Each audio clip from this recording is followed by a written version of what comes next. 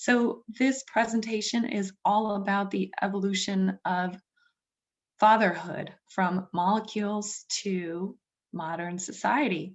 And we're a little bit early for Father's Day, but there's never a bad time to talk about fathers and men and the role that men play in society. And I'm really excited and eager to learn today with Professor Eduardo Fernandez-Duque, who is here on behalf of the Council of Latin American and Iberian Studies at the Macmillan Center.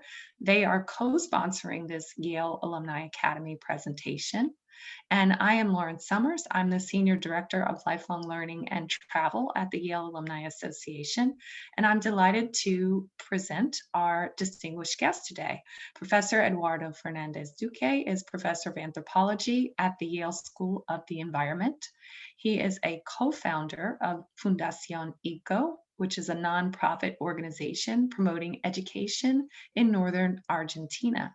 He is also a corresponding member of the Argentine Council for Science and Technology and a National Geographic explorer. He was born in Argentina and completed his first degree in biology at the University of Buenos Aires before receiving his PhD in animal behavior at the University of California, Davis. He was a postdoctoral fellow at Harvard University, the Smithsonian Institution, the Zoological Society of San Diego, and a faculty member at the University of Pennsylvania. Professor Fernandez-Duque studies monogamous primates, that's, I hope I say this correctly, titis, sakis, and owl monkeys at field sites in the Ecuadorian Amazon, the Argentinian Chaco, and primate facilities in the United States.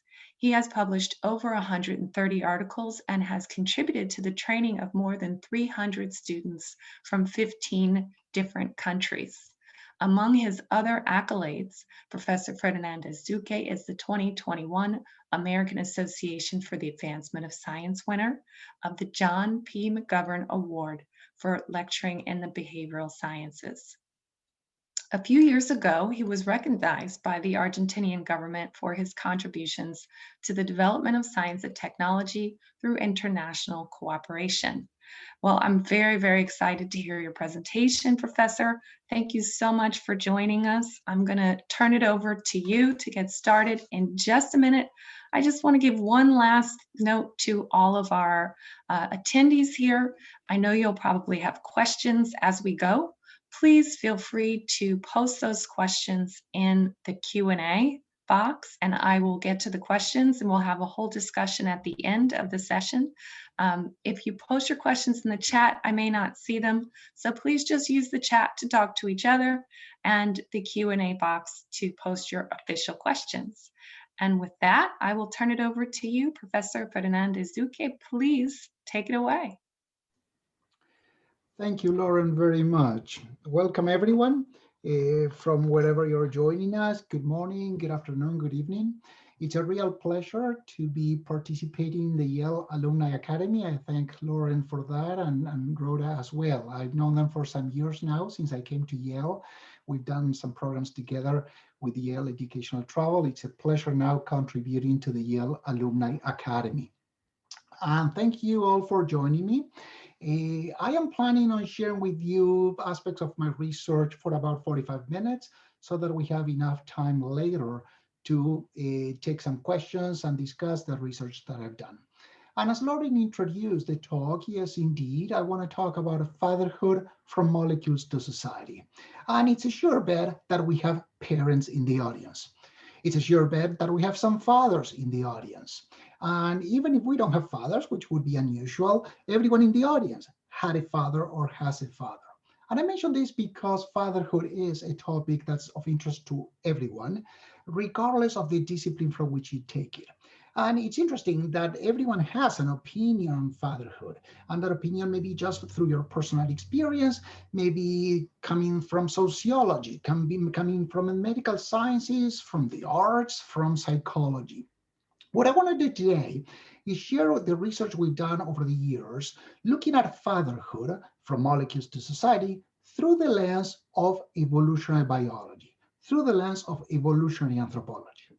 But before we do that, before we really get started on the science that I've done, I want to say that, of course, I'm not different from so many fathers in the audience, and so much of the way in which I think, the way in which I reflect about fatherhood has been very much influenced by my own personal experience.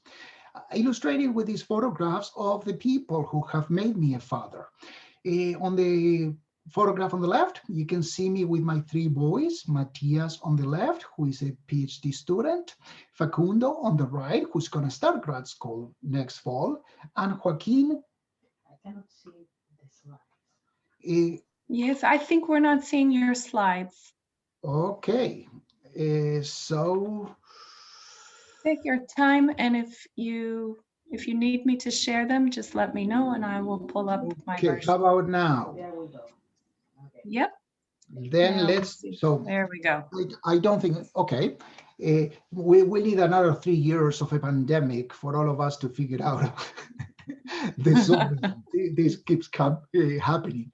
So you don't need to look at this again. I was just telling you, you listened to my introductory comments on fatherhood, on the relevance of fatherhood. I was just saying that my personal experience, I have three wonderful sons, Matias on the left, who is a grad student already, Facundo, who will start grad school in the fall, and Joaquin, who's going to go to Yale starting in the fall. Now, he's older than shown on that picture. I have three boys because they have a mother. And I'm very happy to say that my wife, Claudia Valegia, whom you can see in this photograph, actually a photograph we took as we were doing one of the trips with Yale educational travel. Claudia is the mother of my sons. She's my wife, my colleague. She's also the director of the Council on Latin American and Iberian Studies, part of the Macmillan Center that some of you may know. So we cannot ignore the fact that our personal experiences have in understanding phenomena that we experience. For me, that is not different than from you. But having said that, let's go on to really the research that I've been doing and what we have learned. And for this talk, I really wanted to do something that usually we don't do. We save the acknowledgement slides for the end, but I wanted to do justice to the 300 students, assistants, and volunteers who have helped us for 25 years producing the data I'll be sharing with you. It's been a lot of fun. Students from Penn, now students from Yale, we're always taking them down to the field in Argentina or Ecuador. And again, I want to, if you're listening to this, I want to thank all of the members of Fundación Eco and the Alumni Project, which again, make the research that I want to share with you possible. This is going to be to a big extent a talk about field work. And because I'm a field researcher, I figured that we can use a compass for guiding us through the talk. So let me tell you briefly what the plans are for today. First, I'll tell you a little bit about what evolutionary anthropology contributes to the study of relationships. Then we will get a sense of the shape and form that paternal care takes in primates. We will try to see if we can figure out together who are the best primate dads. And I will conclude making some reflections and concluding remarks relating the research we've done to our current modern societies. Before we immerse ourselves on the research, I wanted to share with you some jargon, some important concepts that I hope you will remember through the talk. They are going to come up again. Pair living. Pair living is important. You see it on the top left diagram. It refers to these species that when we find them, when we study them, they live in small groups that only have one adult of each sex. They live as a pair. The second diagram, we're going to go kind of clockwise. The second diagram, the one that talks about a pair bond, shows the sometimes emotional connection that pair of individuals established between them. Sometimes that pair has sexual monogamy. By that I mean that they live together, they develop a bond, and they only mate, copulate, have sex with each other. Many times when they have sex, they copulate, they mate, they end up having offspring, they have kids. And so if both members of the pair provide infant care, we call it biparental infant care. And the last diagram on the bottom right corner is the situations in some species where it isn't just the male and the female in the group that take care of the young, but other adults in the group make care for the infants and sometimes the siblings. So like I said, we'll come back to these concepts. I wanted to present them clearly so you can follow better the talk. The evolutionary anthropology of relationships. Today we will focus primarily on the relationship between fathers and offspring. Evolutionary anthropology is a subdiscipline of anthropology. You may have heard about archaeology, linguistics, social cultural anthropology. Evolutionary anthropology looks at human beings as the products of evolution. So very much like other areas of anthropology, we try to understand what makes us humans, what makes us different from other living organisms. How do we behave? How did we evolve? How are our societies formed? As we try to do that, the three concepts that are mentioned in this slide are very important. What is the concept of pair bonds? I am illustrating this with a diagram, a drawing of a pair of early hominins. There's a lot of consensus suggesting that at some point in early time, early hominins, our ancestors developed pair bonds, not necessarily pair living. It is more likely that early humans were living in groups that had many males and many females. But within those groups of many males and many females, some pairs, some individuals may have preferred one specific male or female. Regarding how they took care of the young, most likely we assume that the form it took was one of allomaternal care. Allomaternal meaning different from the mother. Many individuals, adults, young, male and female, providing care to the young. The last concept that we will be discussing is sex differences, the evolution of sex differences. How do the sex differences appear? How are they important? How do they influence the formation of pair bonds, the care of the young? How about fatherhood as we try to understand human evolution, and how about biparental infant care? This drawing, it is not very likely to be a good representation of what may have happened. It is unlikely that we had males fully committed to providing care of the young. So that's why I have a question mark. Do we have solid evidence for fatherhood in the evolutionary past? Well, it is unclear. Why it's unclear? Because humans, and anytime I'll talk about primates, remember that I'm thinking humans and non-human primates. Humans are primates. It is unclear if the role that fatherhood may have played in the evolution of humans because of certain aspects of the biology of primates. And no, these are not primates. These are two animals that most of us are very familiar with. Penguins on the left, seahorses on the right. And we all know very well the story of the penguins, mom and dad taking turns to take care of the chick. Mom goes swimming, dad provides warmth. Mom comes back with food for the chick, dad goes swimming, mom stays with the chick. They take turns. There's parental sharing of duties. Look at the seahorses, and here we have tiny baby seahorses coming out of the pouch. The pouch of whom? The female? No, the pouch of the male. You may have heard that in seahorses, we have male pregnancy. Again, we have very committed male seahorses committed to the care of the young, very committed male penguins. Now, the reproductive biology of primates is very different from the reproductive biology of fish or birds. To begin with, we have internal fertilization, meaning that the sperm and the ovum of male and female meet inside the tract of the female. That means that the male cannot be sure of whether he had really inseminated the ovum of the female. So that takes us to the second point, which is the one about father uncertainty. In mammals, where you have that fertilization is internal, there is uncertainty about who has sired any given offspring. The other two things that make very different primate and mammalian biology from fish and birds is that we have pregnancy lactation, and it's only the females who get pregnant and lactate. So that sets the stage for a very, very different pattern of investment in the young. There's very little that males can do for the young from the moment that sperm and ovum get together up until lactation is over, whereas the female is profoundly committed to providing lots of resources through the pregnancy and later lactation. It is because of these characteristics of the primate biology that understanding why we see paternal care when we see it continues to be a little bit of a puzzle.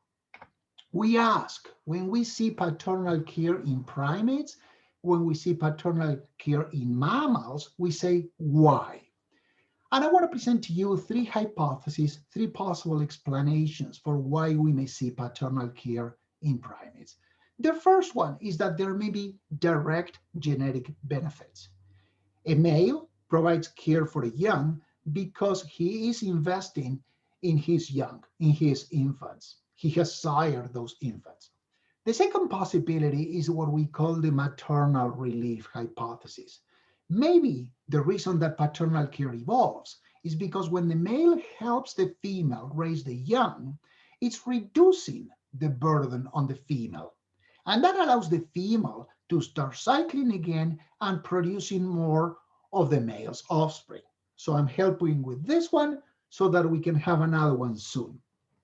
The third hypothesis, which I present here as the mating strategy hypothesis, suggests that maybe the males sometimes provide care a little bit as a showing off strategy, trying to gain the favors of females for future reproduction.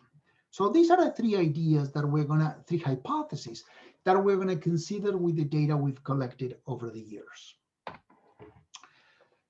The second part of the talk, I said I wanted to describe to you. So what kinds of paternal care do we see among primates? Primate dads cover the whole range from being very, very aloof to being committed. Let's start with humans. Humans across all kinds of societies, from traditional societies to modern societies, again, cover the whole spectrum. Remarkable variation. The photograph on the right illustrating the relationship between a father and his son. In our modern societies, fathers can be as involved with the young as the mother, sometimes more, sometimes less, but we see them fully committed. There are societies, agricultural societies, hunter-gatherer societies, where maybe the fathers are not doing so much direct care of the young. Maybe their contributions are more indirect, bringing food to the village, going out and working, securing resources for the mother and the young. That's what we call indirect care. So with humans, we see it from doing very, very little in terms of direct care to fully committed, as we see in some of our own societies. When we look at the closest relatives to humans, the great apes, again, we see the range from aloof or indirect care to direct care. Let's start with the orangutan of Southern Asia. Male orangutans seldom get in touch with their young. They mate with the female gets pregnant, has an infant, but by that time, the female and the offspring are on their own. So extremely little contact between a male orangutan father and the infants, very, very aloof. With chimps, the situation is a little bit more intermediate. Chimps live in communities that have many males, many females, and the young. And there's some evidence showing that at least juvenile chimps seem to be developing some relationship with certain males more than with others. And when researchers checked, they found that the more affiliative relationships of those juveniles were with the males that had actually sired them. It isn't really direct care. There may be benefits of maintaining relationships with your father, but taking more of an indirect form. With the gorillas, the last of the great apes I want to discuss, we do see for the first time direct care. Gorillas are found in groups where there is one single silverback male gorilla, many females, and the young. And one concrete example in which the gorillas provide direct care is by defending the infants from other males who want to move into the group and will sometimes kill those infants. We go from the great apes to some of the smaller primate relatives of humans, the Marmosets and Tamarins. And this is a remarkable situation, fascinating group of animals. The female produces twins twice a year. Imagine, I mean, those females in the audience, imagine you bearing children twice a year, twins. You need help. And in fact, females of marmosets and tamarins do get a lot of help. The male will help, other adults will help, and siblings help. That's why we call it cooperative infant care. How about the titis and the owl monkeys that I've been studying for some time? Can they be classified as the best primate dads? Well, let's go see at what we have learned about them to see if we feel comfortable making that claim. Like Lauren mentioned, I've been studying titty monkeys and owl monkeys for quite some time, both at primate facilities in the US, myself, or very, very frequently with collaborators.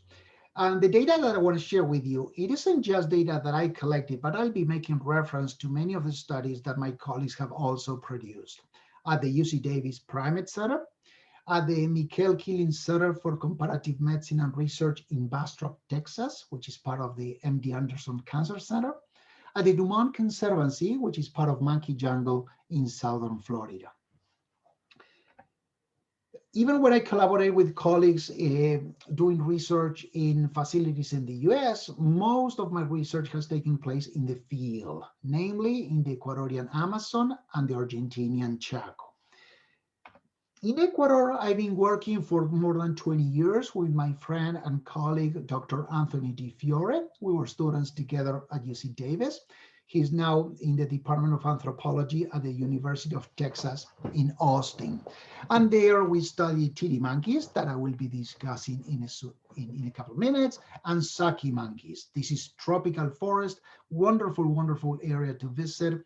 This is the Tipputini Biodiversity Station, which is part of the Yasuni National Park. The other field site is in the Argentinian Chaco, in the province of Formosa, in the northeastern part of the country. And there, back in 1999, well, I started the project in 1996. Then with Claudia, my wife, we established Fundación Eco in 1999, and we have been studying the owl monkeys ever since. You may notice that for the owl monkeys, I indicated there the male and the female. I could have done the same with the titty monkeys.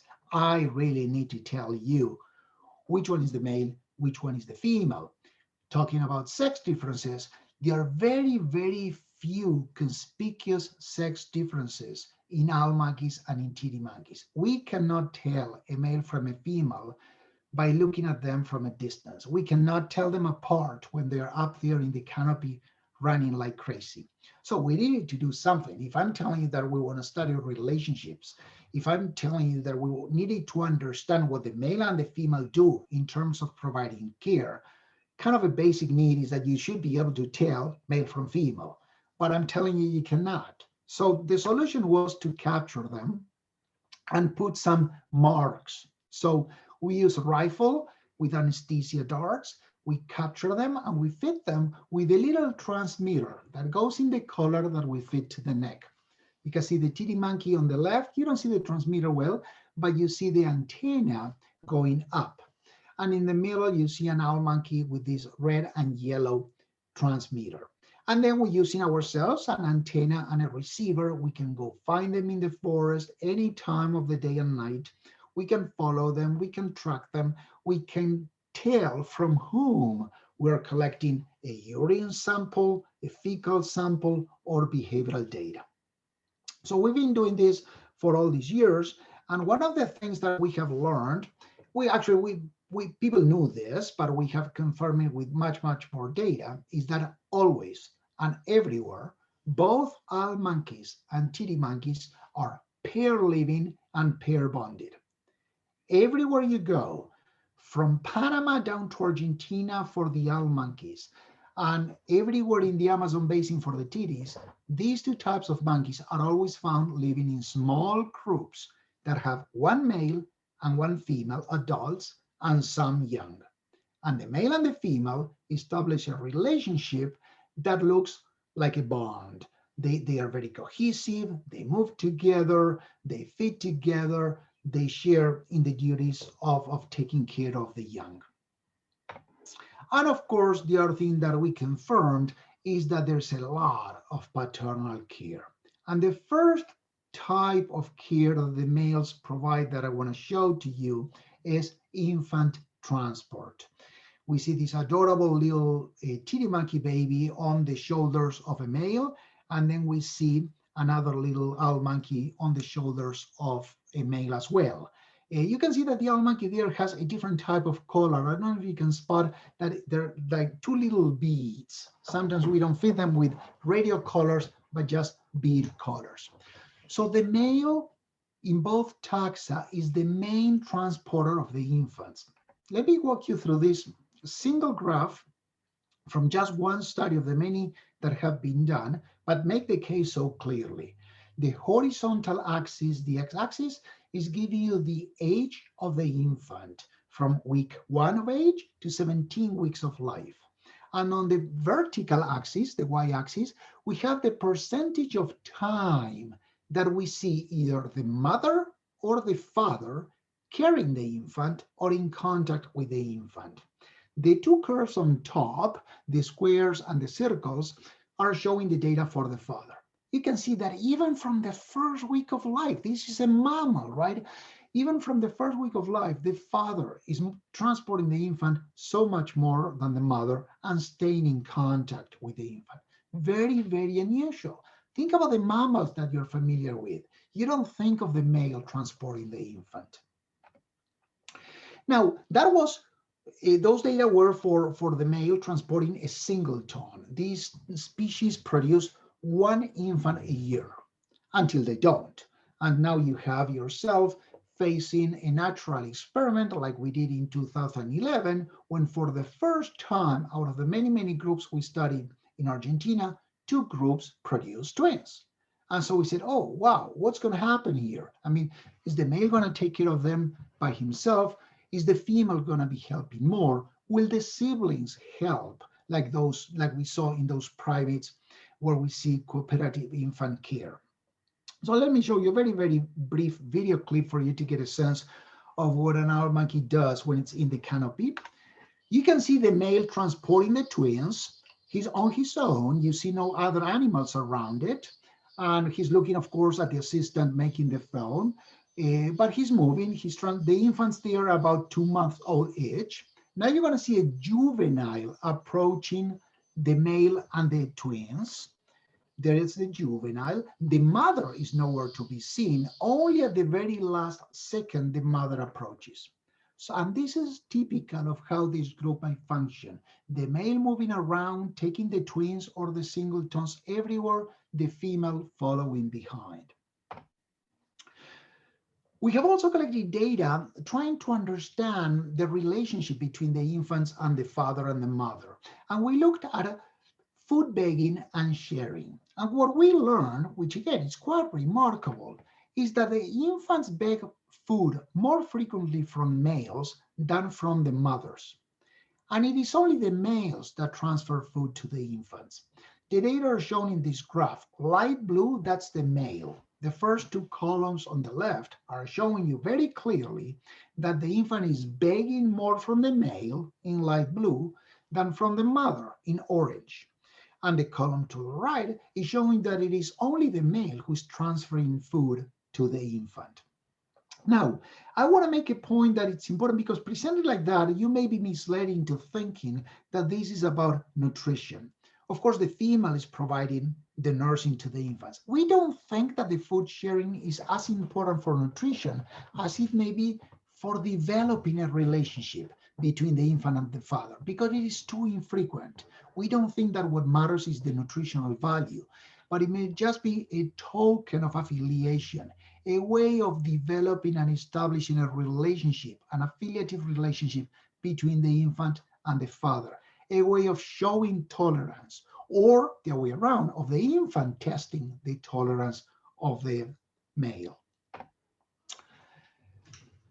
Primates, very much, they touch each other, they groom each other, and not all, actually very few primates tail twine, but titty monkeys and owl monkeys do it. And I sometimes joke that in my next life, I'll be fascinated to really study touch. I think it's one of the understudied senses in humans, and there's so much to touch. We think that it's also very important in non-human primates. The tail twining probably serves a function of appeasement, of being in closeness.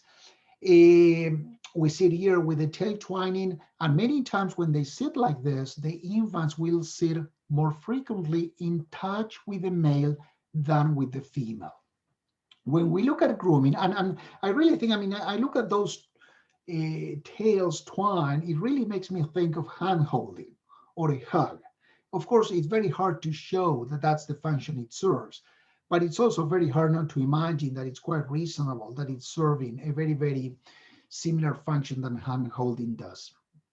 For grooming, very simple data set, but makes such a clear point. Here I'm showing you the number of grooming bouts to the infant, how frequently the different members of the group groom the infant.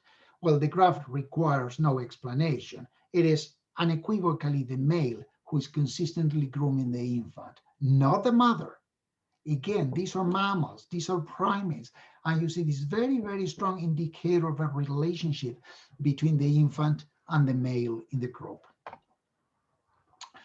This pattern of biparental care with heavy involvement of the males, we think is responsible, maybe the reason why we see in these two taxa high infant survival. And take my word for this, these are unusually high percentage of survival for infants among primates and mammals. In the case of the owl monkeys, we have close to 200 infants that we've checked, and 80%, 87% of them survived the first year. When we look at titty monkey infants, about 90% of the infants survived. We do think that it's a life history consequence of biparental care that infants survive so well during their first year of life. So how are we doing in terms of gathering evidence for evaluating those three hypotheses that I presented early on? Direct genetic benefits, maternal relief, and mating strategy. Some of the data I've just shown you really speak in support of the maternal relief. The male transporting the infant, the male sharing food, the male paying attention to the infant. So there is evidence that maybe the female, you saw the video with the twins, the female is not doing that. If the female is not transporting the infants, it is more likely that she can recover energy to get pregnant again and reproduce again. But I don't think I've shown you evidence that speaks of direct genetic benefits or mating strategy. Because for us to be talking about direct genetic benefits, we need to find evidence of the male being the actual sire of the infant. We need to find evidence that speaks of a relatedness between father and son. We need to find evidence that there is father sovereignty. I introduced to you the idea of sexual monogamy before. We use it to describe the situation where a male and a female mate, copulate with each other. But many times we know very well, because humans are the only species that can plan reproduction and use contraceptive, sex doesn't mean having offspring. It doesn't mean having offspring for many animals as well. When the offspring that are produced only between one male and one female in the pair, then we talk about genetic monogamy. So father certainty would imply that there is genetic monogamy. The male and the female only mate and reproduce with each other. We wanted to assess that. So over the years, we needed to collect some samples. We needed to go all the way to molecules, in this case, DNA molecules, do genetic analysis that would allow us to establish the relatedness between the males in the group and the infants in the group. Are we really looking at father and son? So we did this about now 10 years ago, 6 years ago. We evaluated the relatedness between 35 pairs of infants and males. And much to our surprise, we found that there was no sneaky sex for owl monkeys, that these are the first faithful primates. We were the first group to show genetic monogamy in primates. And actually, there are only about 14 or 16 mammals altogether for which people have shown that there are no copulations, there's no reproduction outside the pair. So if you confirm, like we did, that the male and the female are indeed related, then you're finding evidence that speaks in favor of direct genetic benefits to the male. Now, I held on purpose an important piece of information that took us many years to gather, but it's central to understanding everything that owl monkeys do. I told you that everywhere you go, you find them living in pairs and pair bonded. What I didn't tell you early on is that after many years working in the project, we realized that some adults were not living in pairs. Some adults were floating, not like that guy who's taking a leap from one tree to the other, but floating among the territories of the different groups. An owl monkey is born in a group, stays with mom and dad 3-4 years, and then decides that needs to go to college or needs to go find a job and needs to go establish his own family. How do they do that? They leave home, they start looking for a group where they can kick out the same sex individual in that group. So if I'm a young male, I'm leaving home and I challenge an adult male in another group. That's what the diagram on the right is illustrating. We have a pair that's in love with each other, male and female, pair bonded, reproducing. And a young, stronger male comes in, challenges the resident male, kicks him out through aggression, and becomes the resident male himself. This is done both by males and females. Again, talking about sex differences, this is not unique to the males. In this taxa, males and females are competing with each other, are getting nasty with each other. They may be killing each other in trying to move into a group. Now, for everything we've been talking about, of course, the moment you have that a new male or a new female moves into the group, the whole relationship changes. Now you don't have any more a biological family of parents and young. That's why I've been trying not to refer to the males in the group as fathers. Now you have a situation where you may be looking at a group of owl monkeys and have a stepmom, a stepfather, half siblings, very, very different situation. We wanted to know the kinds of consequences that these changes in the pair may have for both the adults and the young. Definitely profound consequences for the pair. In this graph, I'm showing you the number of infants produced over a period of 10 years. That's what the vertical axis shows you for two types of adults. On the left, I'm showing you the number of infants produced by adults who managed to stay all the time with the same pair mate. They stayed monogamous, they stayed pair bonded with the same individual. On the right, I'm showing you the number of offspring produced by individuals who were forced to divorce because they're being kicked out of the group, and therefore they ended up having sequential partners, what we call serial monogamy. At any one time, they're just in pairs, but the pair may get changed. And what we noticed is that there was about a 25% decrease in the number of infants produced, from roughly 80 infants every decade if you stay with the same mate, to more like 6.5 infants if you're forced to switch partners. So in terms of evolution, there is a cost to changing partners. Are there any costs to the young of having the adults being replaced in the group? This is the last data slide that I want to show you, and it's a bit more complicated. I want to take it slowly because it's we haven't published this, but this is a very, very exciting finding. I told you that because of these animals who are young and strong, are floating, are looking to form their own families, there are changes in the group.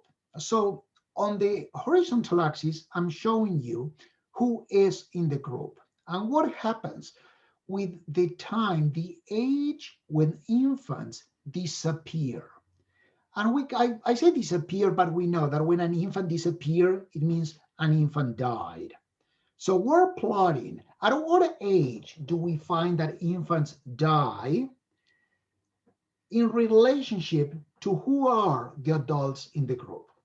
So the first box on the left, the green one, is saying these are groups where we have a new female.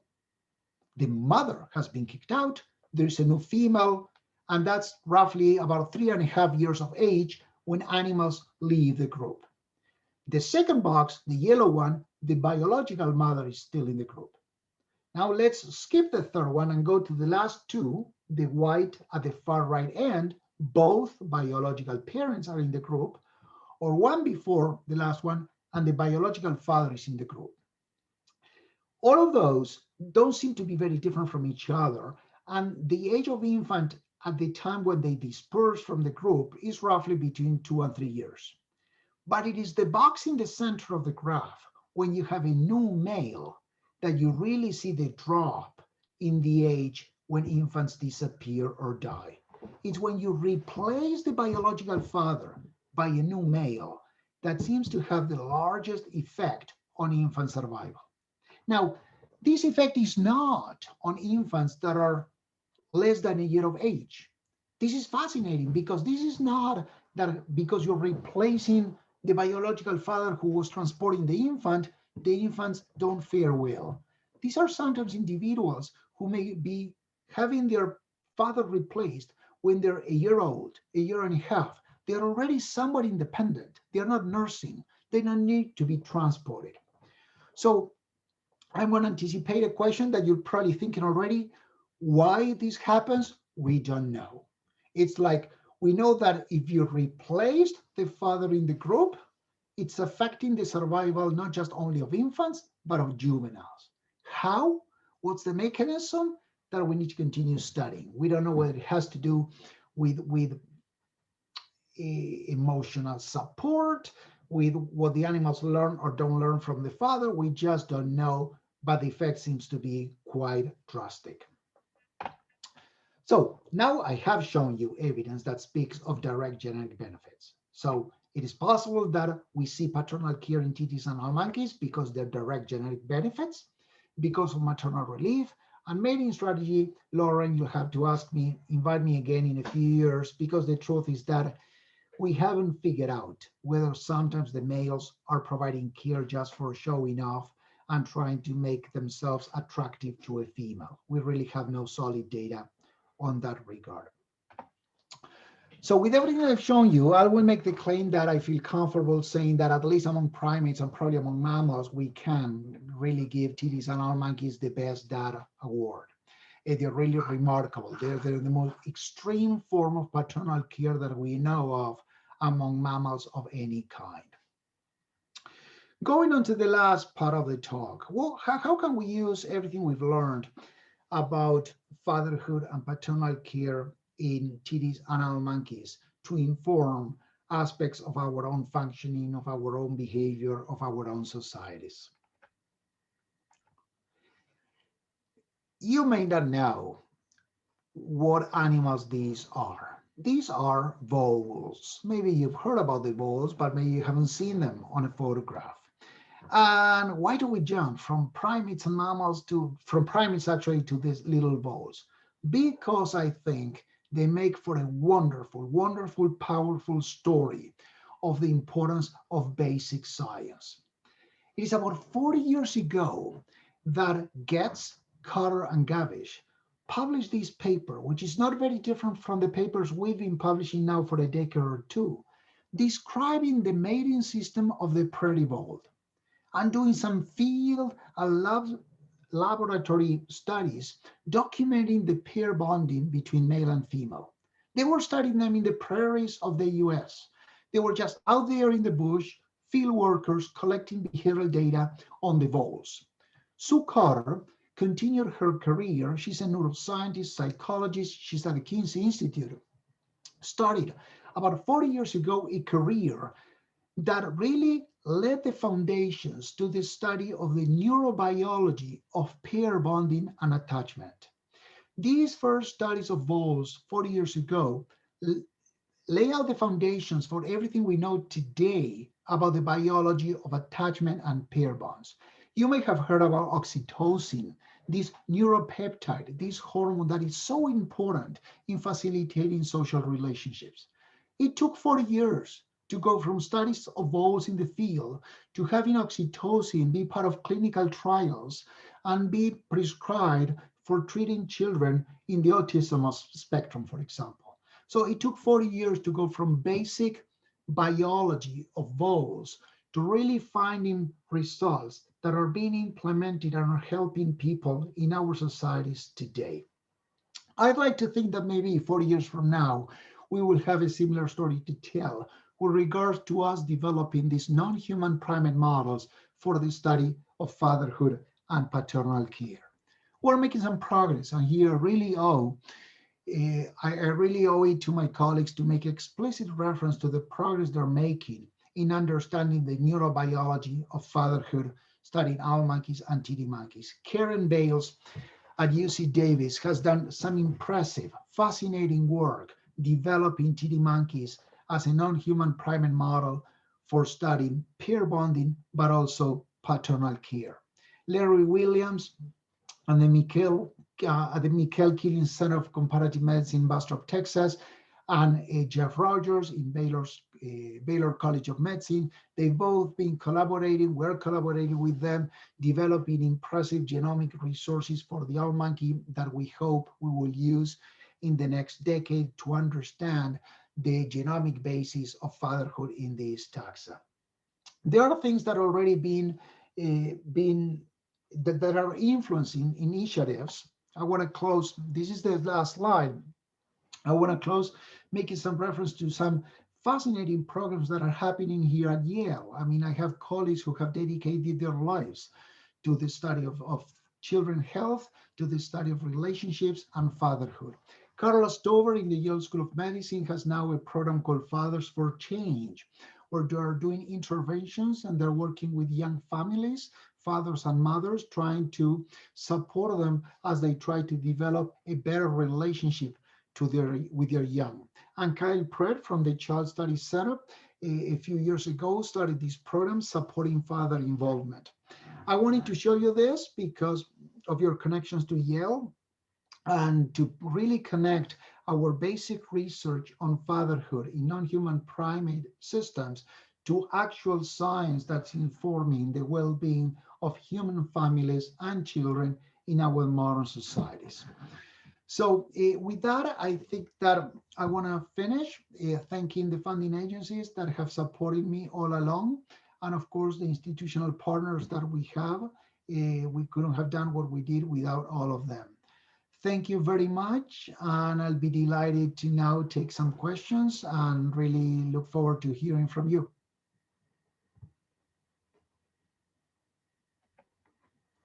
Okay, thank you very much, Professor Fernandez-Duque. Fascinating presentation and certainly raised a lot of questions for me. Before we move to questions, I just want to again also thank the Council of Latin American and Iberian Studies at the Macmillan Center here at Yale for co-sponsoring this presentation. We do have a couple of questions in the chat, and if you have questions, please put them in the Q&A box at the bottom of your screen, and that will help me just keep track of all the questions in the order that they came in. So I'll start with Kellen's question. Wants to know, how do the juvenile chimps know which senior male is their sire? Excellent question. The answer is we don't even know if they can tell who is their father. Well, I'm sorry, who asked the question? Karen, you said? Kellen. Kellen. So Kellen raises a very, very important question in all kinds of animal behavior research. The challenge that presents to ourselves in telling the difference between animals actually recognizing kin, relatives, and acting in a certain way because they're familiar to those animals. And it's very difficult to dissociate those. I mean, if you think about it, it happens to humans as well. Can we tell who our relatives are? How do we know that we tell them because of some cues that identify kinship? Or is it just that it happens that since I was born, I always had this other human being by my side. So I'm going to behave to this human being like my sibling, not because I recognize him or her as a sibling, but because of the familiarity. So no, I don't think there's evidence, there's any compelling evidence showing that the juveniles can tell the male from the female. The best we can do in the field is indicate that they behave like if they did. But if those males have been around ever since they sire the infants, it could well be that they're relating to that male in that way because they're familiar with that male.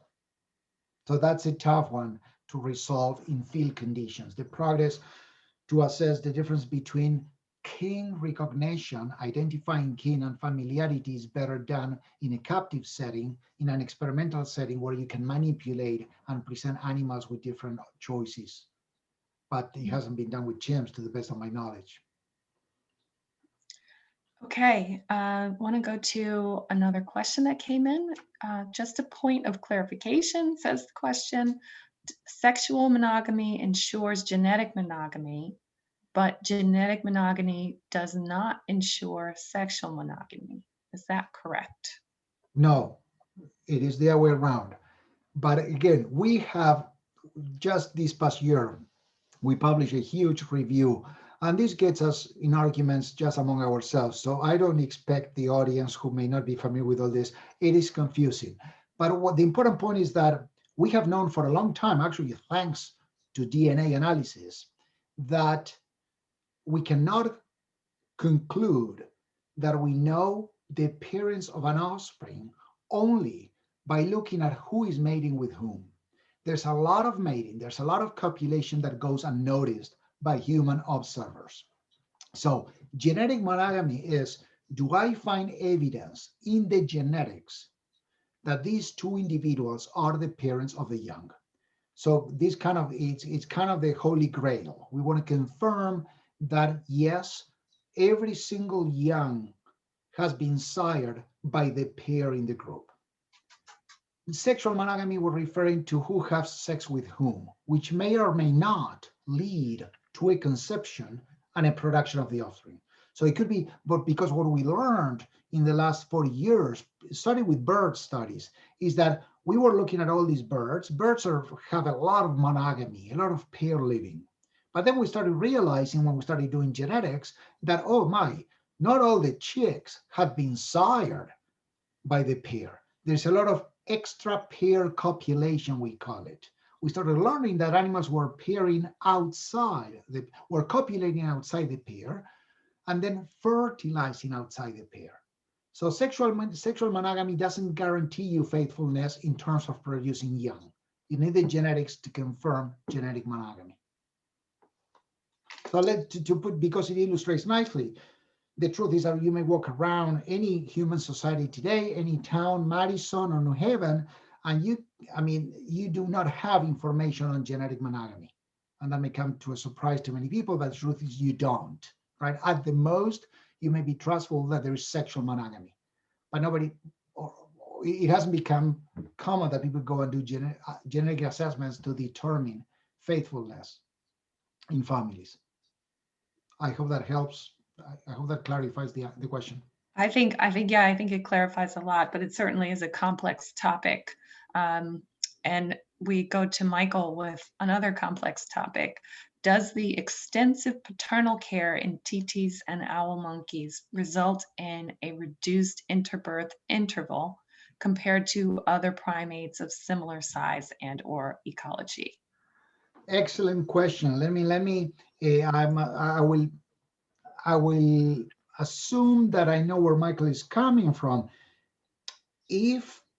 Because what Michael asks is, okay, if the care by the male is reducing, in fact, if that is helping the female reduce the burden on her, what we should see is that the female is recovering faster, beginning to cycle, having a kid young, having another kid faster. That means that the interbirth interval, the period between two births, get reduced.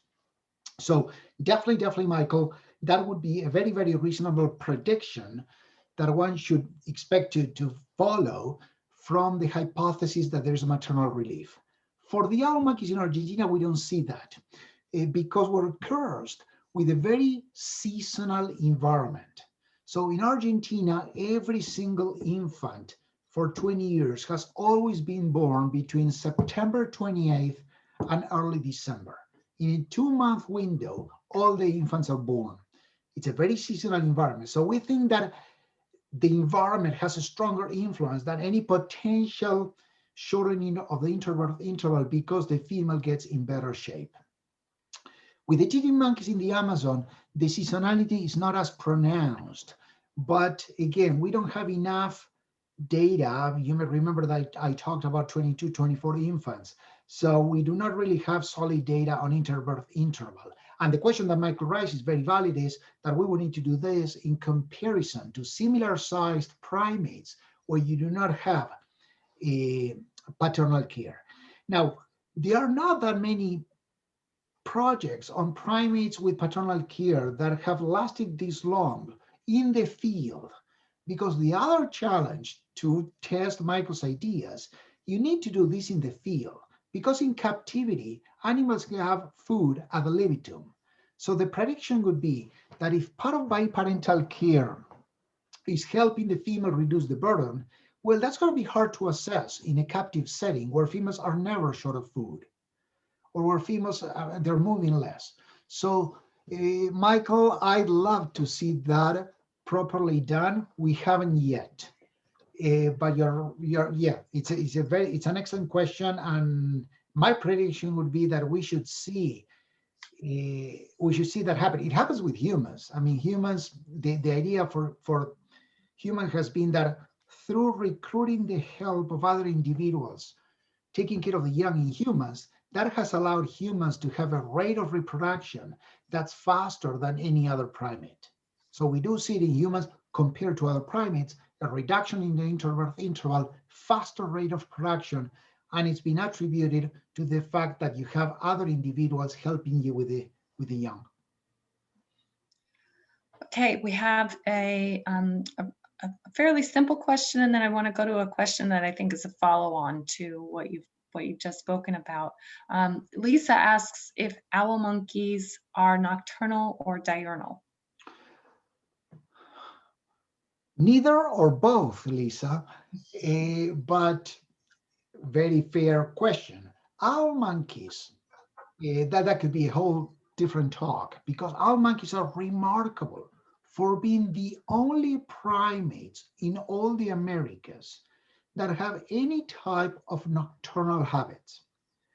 So every other primate in the Americas, from Mexico down to Argentina, you're only going to see active during the day. Owl monkeys, as early as 12 million years ago, there are fossils found in La Venta, Colombia, with these huge orbits, suggesting that already 12, 15 million years ago, they had some adaptation to the night. Now, everywhere from Panama down somewhere in Bolivia, in northern Bolivia, owl monkeys are strictly nocturnal. All 8 or 9 species spanning that part of the continent, the animals get active at dusk, about half hour after the sun sets, are active during the night. They go back to their sleeping trees about half hour before the sun rises. You get to Paraguay and Argentina, you get to South American Chaco, just to place you, I mean, we're roughly 25 degrees south. You're getting outside the tropics, barely subtropical forest. And there the owl monkeys show both diurnal and nocturnal activity, what we call cathemeral. For those of you familiar with chronobiology and circadian rhythms, you can also describe it as ultradian cycles. The owl monkeys that we study, everything we've done has been because we can study them during the day as well. We couldn't have done the studies we did if we're looking at nocturnal primates. So both nocturnal and diurnal in Argentina, only nocturnal in most of South America. And when they're nocturnal, when they're diurnal, that is influenced by temperature, by the seasons, and by moonlight. Moonlight is the most important factor driving their nocturnal activity. So if you can visit us in Argentina, I promise I can show you guys owl monkeys. You've seen the photographs beautifully during the day. Other countries, you have to see them at night. For the first time this last year, Netflix had, I don't know if you saw it, but if you haven't, please check out the Earth at Night series by Netflix. Amazing series of 6 or 7 episodes, all kinds of creatures at night. And they were the first ones to ever film owl monkeys, wild owl monkeys during the night. It was quite a challenge, but they did it. Impressive film crew. So if we take a Yale group, we're probably not going to be able to get that experience, right?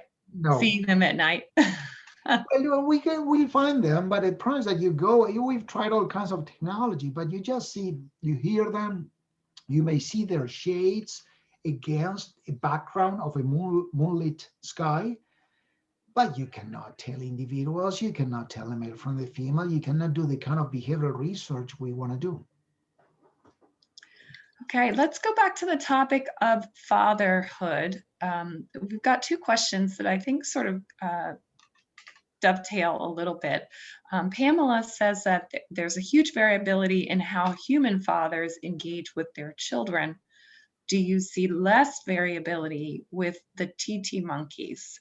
And I want to pair that with Kyle's question, because he's putting forward a theory, perhaps why the juvenile offspring don't live as long when there's a change in the biological father.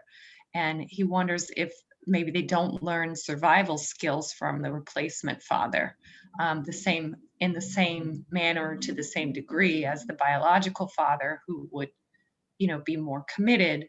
And so therefore, without the survival skills, perhaps they're less likely to survive once they are emancipated. So we're putting those 2 questions together, really talking about the variability in how fathers engage with their children, and whether or not that variability has anything to do with the difference in survival of offspring from a biological father than a replacement father. First, yeah, let's start with Pamela's question first. Variability. Pamela, you're right. Lots of variability in humans. In fact, when we discuss fatherhood in humans, we think of it as something facultative. I mean, fathers may do it or may not. It looks like the capacity is there, and it may probably be contingent on the context, social context, whether it triggers a response from the father or not. So you're absolutely right. That's very, very variable. The form it takes, and it's also variable how likely it is that it can be elicited by the right cues of the infant or the mother. I always tell the story. I mean, we raised our kids when we're still grad students, 2 of them. And Claudia was doing research very, very early in the morning, going to the Primate Center and studying TT monkeys. And we had at the time nursing kids. And it was very clear, if Claudia was at home, I would not react to the baby crying or asking for the bottle. But the moment that Claudia wasn't around, my threshold was lower and I would react. So that speaks of this response of being cued into the needs of the infant. So we think that there has to be variability in both the TTs and the owl monkeys. The impression we get, and actually we have just submitted a proposal to be able to study this in much more detail in a captive setting, because it's rather difficult. It has been difficult for us to identify what are the traits that we can really document so well that will allow us to detect subtleties, differences across males. When we look at the coarse numbers, it looks like all the owl monkey males and all the TT monkey males are excellent fathers. Well, I don't buy it. I'm sure they're excellent fathers, and they're not so excellent, and they're probably kind of mediocre fathers. We have not really been able to collect the data that would speak to that question strongly, but I agree that it has to be there. And we are actually planning and looking forward to see if we can analyze colony records to see if we find that certain sires are more successful in the rate of survival of their offspring as an indirect measure of how good fathers they are. Going on to Kyle's question, yes, that's absolutely, I'll repeat it just in case. What can we make of this evidence that speaks to individuals dying or dispersing younger when their father has been replaced, even if this happens not when they are dependent offspring? And Kyle was saying, are they not learning enough skills from the stepfather as they were learning from the biological father? Absolutely, that is a possibility. I didn't really get into the full context that surrounds the replacement of any adult. It isn't just that, but I mean, we can relate to this. We can relate to this because it happens in our own families. I mean, if there's a divorce, it isn't just, I mean, you don't take one piece and bring another one and the rest of the system stays untouched. The truth is that when there is this replacement, there are many, many changes. Sometimes animals disperse, sometimes animals get hurt. So it could well be that the presence of the stepfather doesn't directly affect the infant, but maybe the stepfather doesn't know as well as the biological father where to look for food, or how to, or doesn't know the area as well, or doesn't know how to respond to potential predators the same way as the biological father. Something I forgot to say, which I should have remembered this, but what I didn't say is that the expectation with many species is that when a new male moves in, like I described for the gorillas, many times we see direct aggression against the infants in the group. Because if a new male moves in and kills the infant, kills a dependent infant, that may facilitate that the female starts cycling again. We do not see direct negative effects of the new male on the infant. If their effects are indirect of the type that Kyle was postulating may happen. And you're right, those are possibilities very difficult to assess in a field setting. Okay, well, since you brought up the sort of aggression of the new male, I wanted to raise a question that Ken brought up, which is what role does violence play in the socialization of TT monkeys? Is it just when you see a replacement male come in, or is it something that males would teach to their offspring, teach them how to defend themselves? I'm organizing my thoughts, trying to see how I answer that. The only context in which we see aggression of this type, which, like I said, leads to death sometimes, is in the context of a floater and a resident adult fighting to stay in the group, both males and females. Now, again, even when the outcome is that the resident female is out and a female floater moves in, the process is much more complicated than that. You're in the forest and suddenly over the course of a few hours or a few days, you're seeing all kinds of animals running like crazy up in the canopy. And everyone seems to be involved at some level. So I remember vividly one of the first times that I documented this when I was living in the forest, and there was a group of 6 individuals. At the time the replacement had finished, we had the resident female had been kicked out. A two-year-old daughter was so wounded that we found her and she died a couple of days later. And a 3-year-old daughter was dead. So it isn't just that the female was kicked out and a new female, but in that sense, there are kind of trickle-down effects of all this aggression. Now, is it taught? That's a very difficult question to answer. There's a lot of learning, as we all know, that it's purely observational. I mean, the definition of what is to be taught, are animals just learning what their parents do by virtue of watching them? Probably. So I don't know what I can say to that part of your question, Kevin. I'll give you instead this reflection that relates to teaching. What amazes us, remember that I told you that the siblings don't help, like in Marmosets and Tamarins. So what amazes me is that these individuals who are not practicing how to take care of kids, then eventually they move into a group, they reproduce, and they're providing all kinds of care.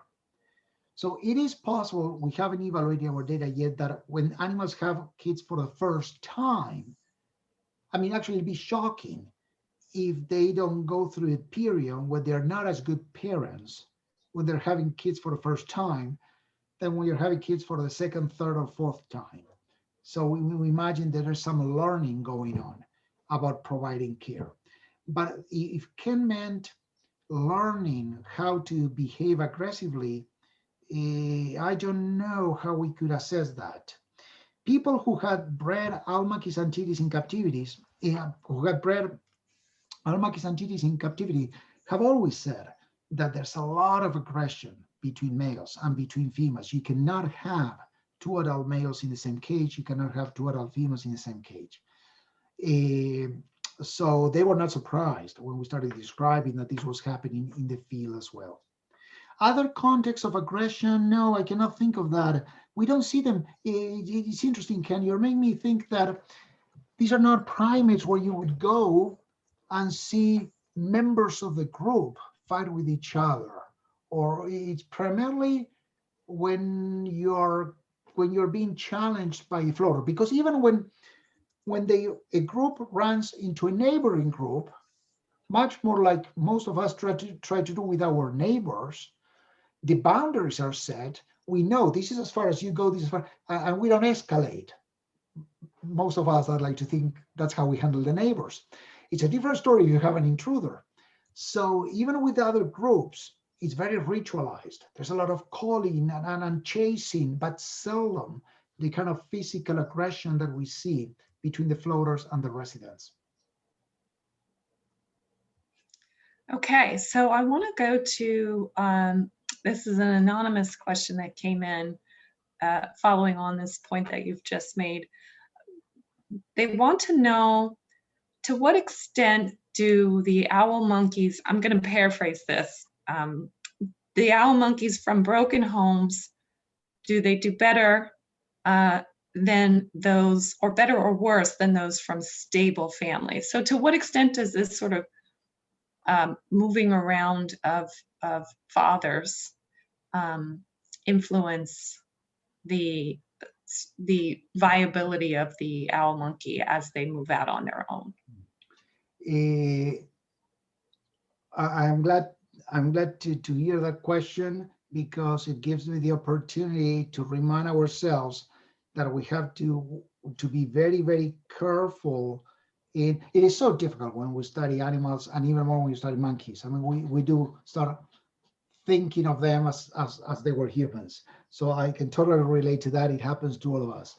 But we have to be very, very careful in what we can or cannot translate for how we function to how they function, in the sense of talking about, but I know this is a shorthand for describing the situation: broken home, stable home. So we know, as I've shown, that changes, without making the judgment of broken or not broken, but changes in the composition of the group seem to have effects on the infants, both young and juveniles. Now, the interesting, but we have not really followed them long enough. Sometimes stress and anxiety nurtures resilience.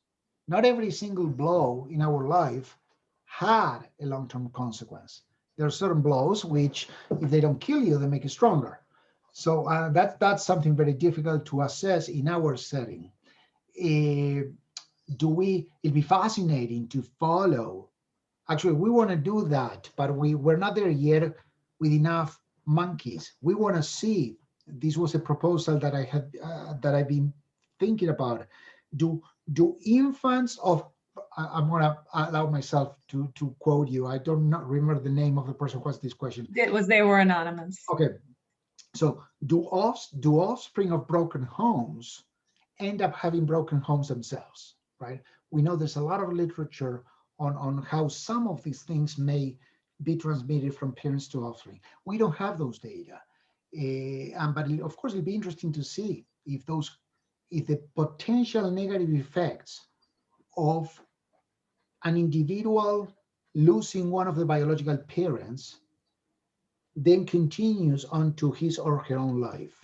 Sorry, but we don't really have data speaking to that yet.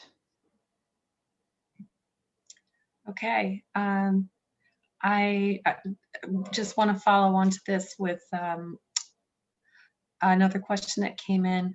I'm not going to say the name correctly, but it's Padmanabhan. Padmanabhan. There we go. Sorry if I've mispronounced your name. It wants to know how much of these results are transferable to humans. How Can we much? I'm sorry. How use much? How much of what? how much of the results, you reference that we can't make a direct transfer of data about these non-human primates to humans. So to what degree, does your research tell us about um, things that we can transfer to humans?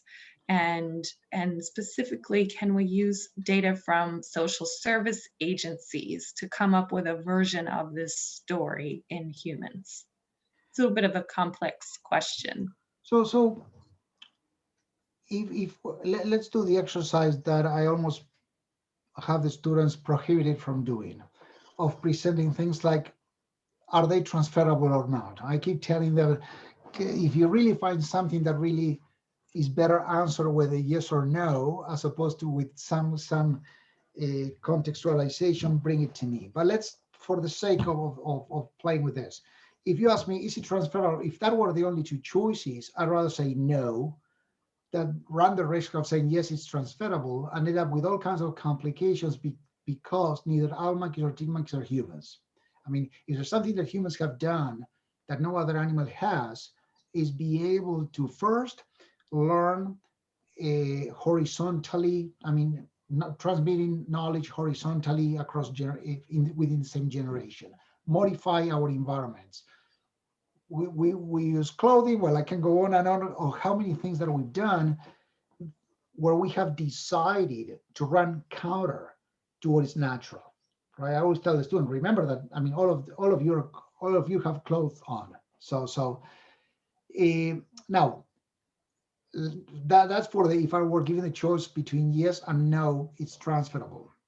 I do think that it has the power to inform things that may help us at a small scale of working with fellow citizens and human beings. For me, what the owl monkeys and the tin monkeys may be speaking of, which again relates to this idea of facultative fatherhood, is that with the right context, you may be able to elicit a propensity, some kind of subline, an underlying a predisposition to behave in a certain way.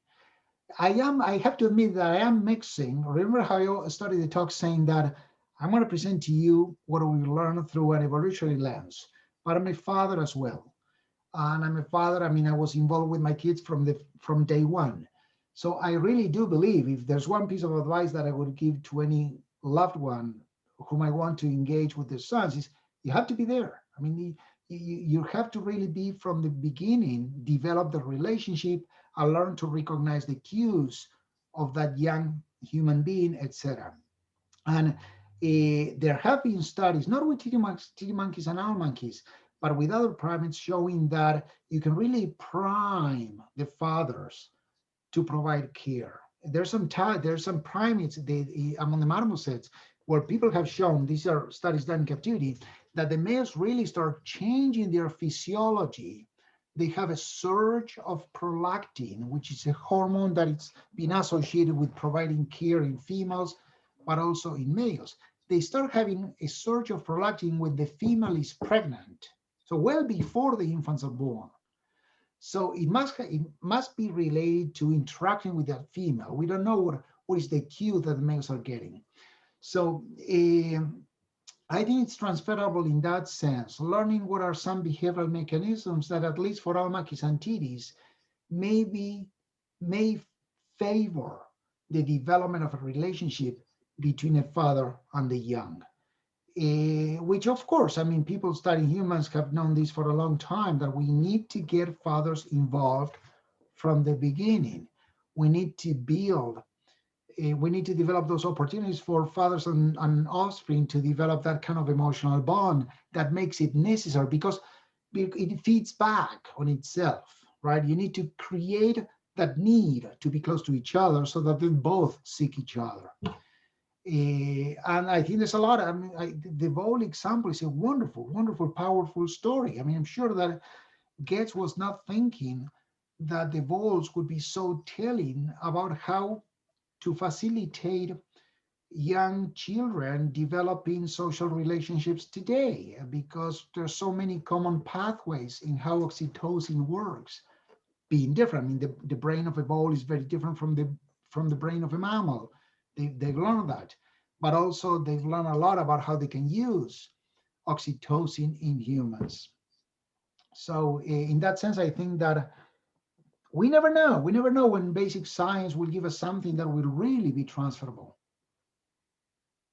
Well, I'm glad you brought up the voles and the oxytocin point that you raised earlier, because Kelly was hoping that you would elaborate on that and speak about what you find so interesting about sense of touch amongst the monkeys.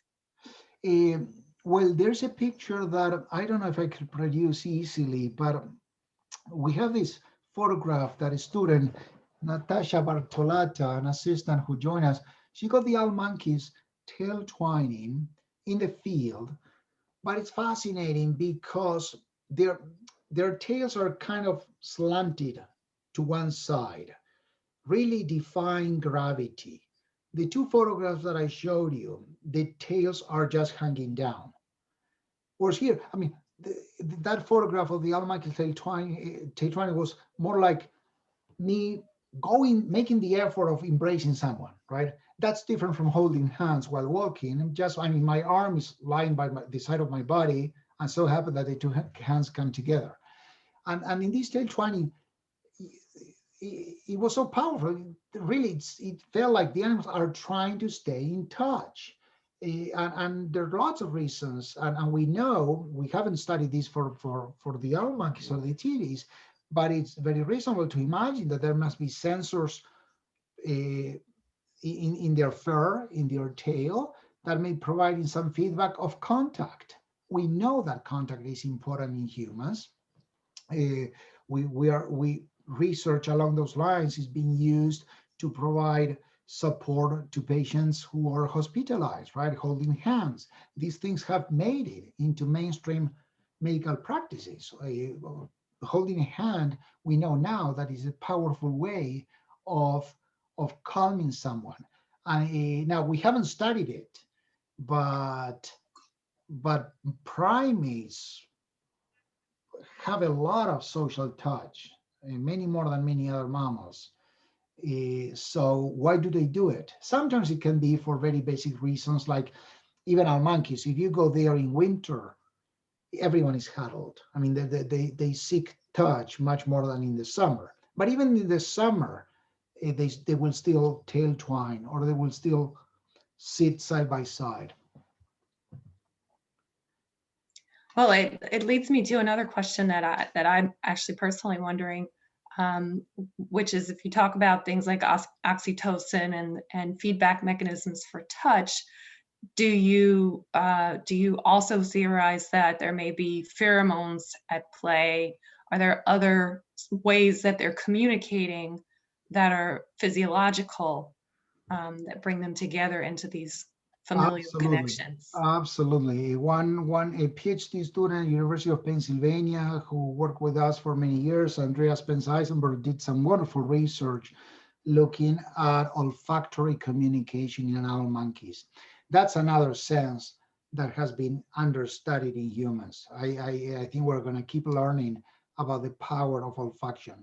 Owl monkeys, we know, because of their morphology, they have scent glands. So they have scent glands on the chest, around their genitals, and they sometimes urinate on their hands, which is a common behavior in many primates. And we think that what they're doing is spreading out chemical cues that others can identify.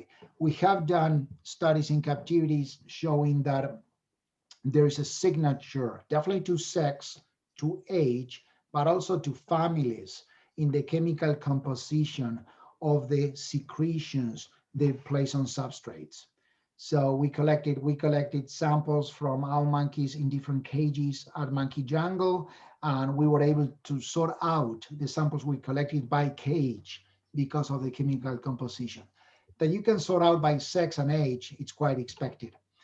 Andrea did some wonderful studies in the lab as well, doing some bioassay experiments and looking at how males were responding to the urine, to the scent of the females, if they were cycling or they were not cycling. There's a lot of sniffing. The animals sniff each other all the time. So they have very likely a very powerful olfactory system. People have argued that in part because they're nocturnal, they probably have it more than other primates. I think that it is so difficult to study olfaction in the field because we can see what they see to some extent, but you're out there and you don't know what they're smelling, right?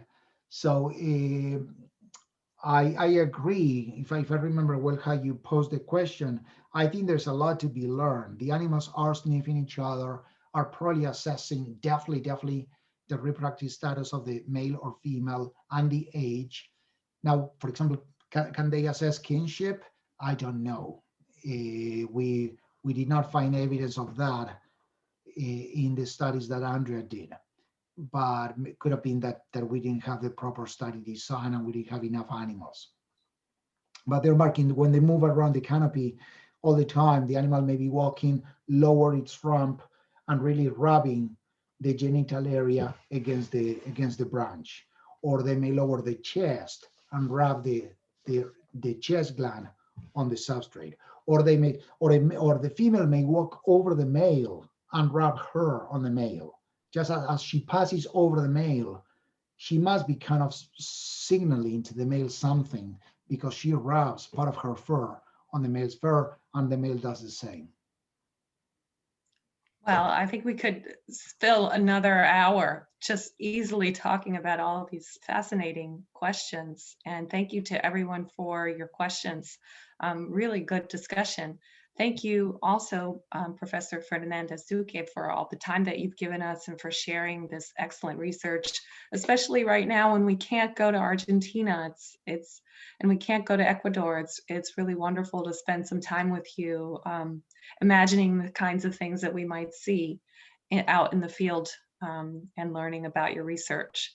So I also want to thank the Yale Macmillan Center and the Council of Latin American and Iberian Studies for co-sponsoring this event, and look forward to seeing you soon on a trip, perhaps taking people to Argentina. I know that's something that we want to do. Absolutely. All right. Well, thank you very much, everyone, and we'll see you at the next one. Okay. My pleasure. Thanks a lot. Bye-bye. Bye.